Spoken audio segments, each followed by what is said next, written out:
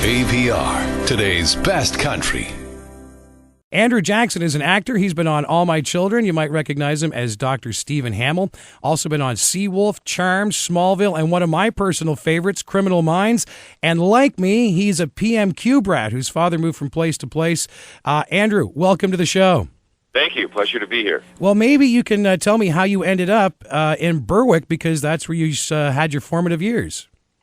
Well, my mother had a license to teach in Nova Scotia, and after my parents had separated, we moved there into small-town Berwick, and it actually, I like to say that they were my most formative years in terms of the junior high school and high school years. Ultimately ended up at Western Kings District High, where I was inspired to become an actor as a result of having performed in a production of Oliver, where I was cast at the age of 15 as the old pickpocket Fagin, and the experience was so amazing that I decided this is what I wanted to pursue. Well, you know what? As a matter of fact, at West Kings this year, they're doing a production of Oliver again. Get out. I swear to you, I just read it today. That's amazing. So I remember sitting there, and there was a teacher who was instructing me how to apply theatrical makeup, and I'd never done this before, and I had to play this old man. So I'm applying the crepe beard hair to my face with spirit gum glue, and I'm looking in the mirror, and I'm sort of working on the character a little bit, and I apparently I kind of shook up the teacher a little bit because I transformed into this old man. I started behaving in a very different way. I found it quite liberating, but I guess the teacher thought it was a little scary. I really had become this whole other being, and that's certainly part of the process of developing a character in acting. But I was clearly bitten by the bug, and there was some instructors or teachers there, rather, who were, very, very encouraging. And as a result of that, I got involved in the Kibbo Showboat Theatre Company in Wolfville, Nova Scotia, and started doing musical theater there before going on to have secondary education, or university education, rather, where I pursued acting. Now, I got to say, because your resume is impressive and you do have all kinds of acting chops behind you, how hard was it to start out as an actor from the Annapolis Valley? Well, when I mentioned it to a couple people, they looked at me like I said I wanted to be an astronaut. It was just so far from anyone's concept of reality. It seemed completely impractical. And my mother was really, really smart about it. She said she was encouraging because being a music teacher, she understood and appreciated the arts. And she presented me with an article from a paper. It was quite, in terms of the timing of it, was impeccable. And she said, this is the average income for an actor in Canada, which was below poverty level. And she said, if you're willing to accept this, you go ahead and you become an actor. Of course, at that time, I think that looked like a lot of money to me.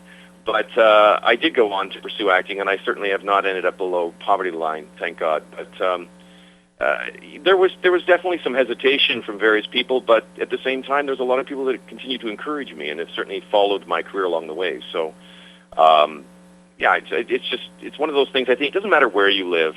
I think it certainly causes some concern for parents when a child says, hey, I want to be an actor. I would think. When you were in high school at West Kings, what courses did you take that helped you in your acting career? Wow. They didn't really have a theater program per se. I was involved in the music program, certainly. And, I have to say, I think anything to do with the arts and literature and whatnot, it feeds into, any form of the arts feeds into the performance as an actor.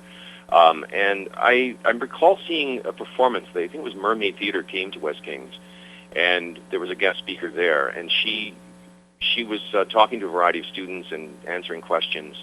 And I asked her, what should I do if I want to become an actor? And she said, take gymnastics, which is a very unusual response. So, in fact, I did decide to take on gymnastics, I think, in my final year of high school. So it's surprising, the amount of things that have actually fed into the work that I do, whether I'm playing with an accent as a joke at some point along the way. I found that things that I never thought of or dreamed of being a part of my work ultimately have become something I've had to rely on. Now, you've done a lot of Shakespeare plays at Stratford. Did you enjoy reading Shakespeare when you were in high school? Wow, that's a loaded question. I did like Shakespeare, and I had a very good teacher at the time. Shakespeare is tough. They're plays. They're meant to be seen and performed on stage. And ultimately, I think what it comes down to is the performer's intention. And it's really hard for young people, or anyone for that matter, when you're listening to Shakespeare perhaps for the first time, because the language is very dense and rich, and it's hard to follow. But if the intention on the part of the actor is clear, you'll understand it. And I didn't really fall in love with the language per se until I ended up working at Stratford, and I studied Shakespeare in university as well. I definitely had an interest in the films that they presented in the school were terrific. I remember seeing Polanski's, Macbeth, which high school kids all love. We studied Lear in school and whatnot, and so I was given a very strong and positive impression of Shakespeare from high school, and I know not all kids do. So that proved to be a positive thing. But it's not until you actually really get to explore it that you come to understand what an extraordinary genius this man was, both in terms of his understanding of the human condition, because Shakespeare always got it right, but also the language, the poetry, so that when, for example, in the Romeo and Juliet scene with a balcony, the actors actually form their lips into a kiss as they speak because of the language itself, just the way the words are actually formed. I mean, the guy was really, really extraordinary. Oh, definitely. I have to ask you, are you going to be doing any more plays at Neptune anytime soon? I think the last one was Homeward Bound. Yeah, that's right. The last play I did was in 2001. I've really been focusing my career on the on-camera side of things and on voice. And so I've really gotten out of the loop of the theater scene. I love the theater, and I highly recommend that all actors should explore that regardless of what their ambitions are.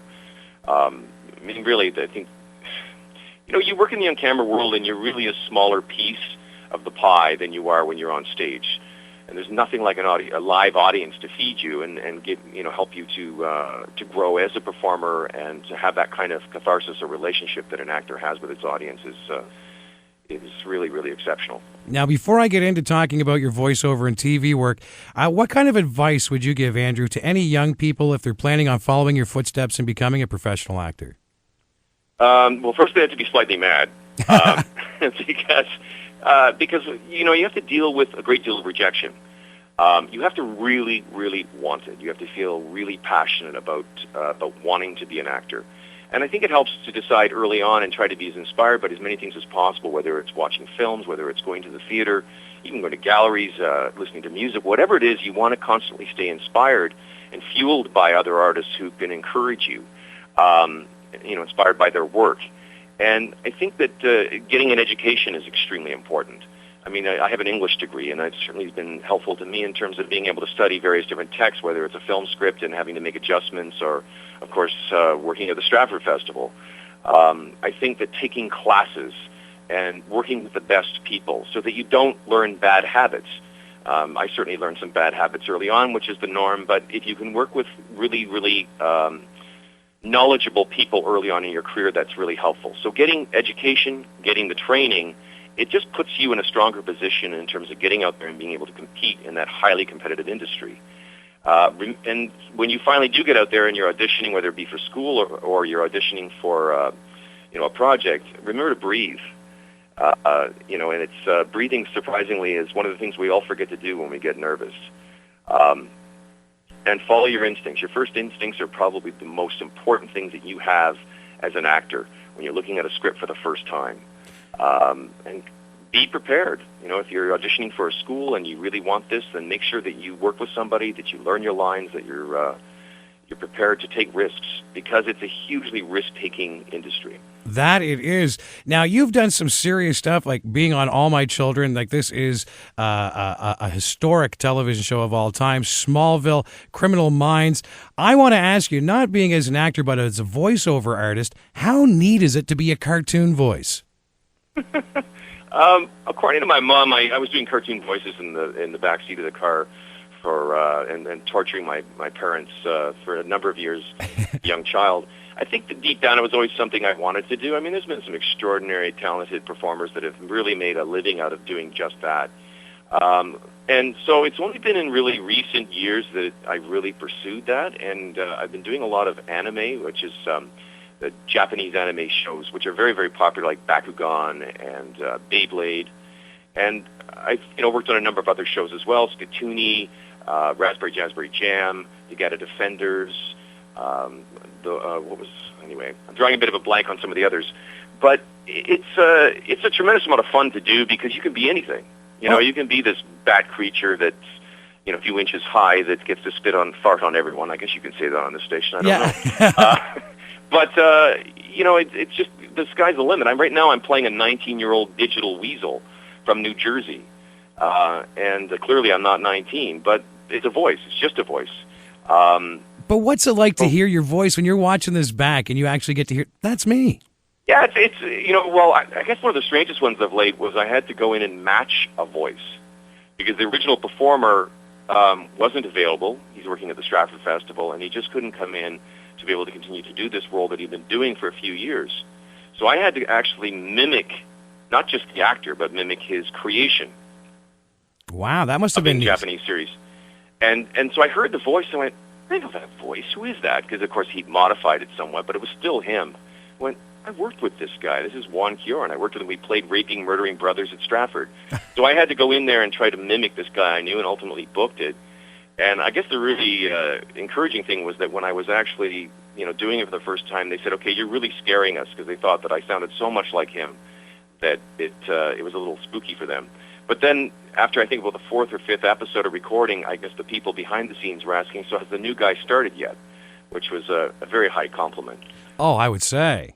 And, it doesn't take a lot of your time. You're not having to memorize tons of lines, just to go in and audition, which is the norm with the on-camera world. You put a tremendous amount of work into trying to get the job. I always say that, crew members work so hard on set. Actors come on set. It's a bit like a vacation because we've worked so hard to get there that it's just such a luxury to be working. But with this, you go in and you audition for a part. You get to have the sides in front of you, the script, read off of it. If it's anime or dubbing, then you have to try to match the visual as much as possible, which technically is very challenging. Whereas animation, which you get paid much more for, you don't do that. In fact, you're sort of more the part of the creation of that particular role. And in some cases, they'll film you and even try to match some of your physical choices that you're making for the character. Andrew, do you have any tips for anyone who's interested in getting into animation voicing? Okay, one of the keys to actually booking a gig in animation is something called walla.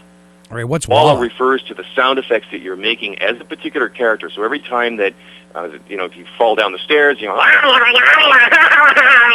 and making these strange noises, you're bouncing down the stairs, or you're just putting a little sound effect between the text. And sometimes you as an actor get to be able to create that. Those are the things that flesh out the character and interest the director or the casting director, producer types, and oftentimes they wear all hats, that allow you to book the gig or inspire them to hire you. So walla, important thing to know if you decide that's something you want to pursue in that particular field. And they are now hiring more and more young people for animation. They used to get women in particular to play the little boys' parts. Now they're actually getting kids to do it. So if you're in high school, junior high school, whatnot, you can actually be working in the animation field. Well, that's kind of neat. I have to wrap this up, Andrew. What do you miss most about living in the Annapolis Valley? I love the people there. They're very, very direct. I jokingly used to say that, a place like Annapolis Valley, if your car ever broke down, not only would somebody help you, fix your vehicle, they'd probably take you home and their grandmother would make you pie.